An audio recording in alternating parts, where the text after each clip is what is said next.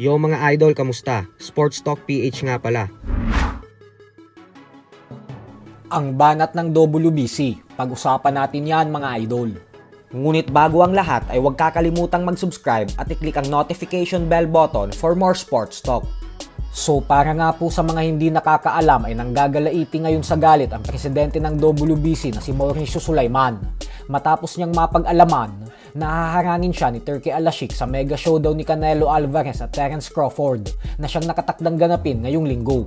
Pinagbawalan po kasi ni Turki at ng UFC President Dana White na umakyat ng lona ang mga presidente ng WBC, IBF, WBA at WBO. Kaya naman nakikita ito ni Sulaiman bilang isang pambabasto sa organisasyon nila. Banat ni Sulaiman na paano naman daw niya maibibigay ang WBC Super Middleweight World Title Belt sa fighter na nagtagumpay pagkatapos ng laban kung pinagbabawalan siyang umakyat ng lona.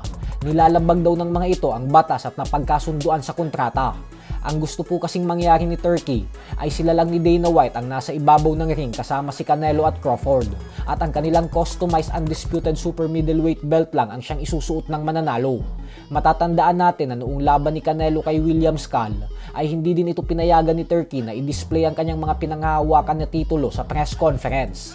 Kaya dito pa lang ay paniguradong hindi na natutuwa ang apat na major boxing organizations. Sa latest interview kay Sulaiman ay lakas loob nitong sinabi na kahit pa umano magkaroon ng mga security guards na siyang haharang sa kanya ay wala daw siyang pakialam kasi aakyat pa din umano siya ng lona upang ipresenta ang WBC belt sa fighter na nagwagi.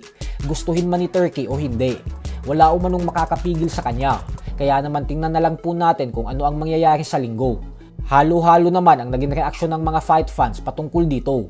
May mga pumanig kay Sulaiman at may mga sumang-ayon naman sa desisyon ni Turki gawa ng karma lang daw ito sa WBC at sa iba pang mga boxing organizations. Dahil itong mga tuumano ang dahilan kung bakit hindi natutuloy ang mga bigating laban na gustong mapanood ng mga panatiko. Habang si Turki naman daw ang tumatrabaho ng lahat para lang maibigay sa mga fans ang mga laban na gusto nilang makita.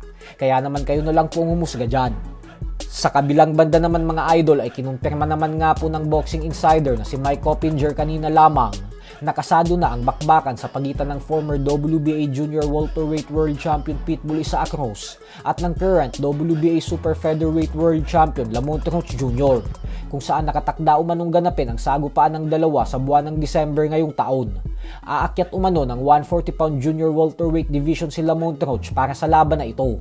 Kaya naman ibig sabihin po niyan ay dalawang dibisyon ang aakyatin niya magmula sa dibisyon kung saan siya kampiyon para sa sagupaan na ito. Isang matinding hamon po ito para kay Roach. Pero kung nagawa niyang makipagsambayan at pahirapan ng gusto ang knockout artist na si Gervonta Tank Davis, ay walang duda na kaya niya din makipagsambayan sa kalibre ni Pitbull.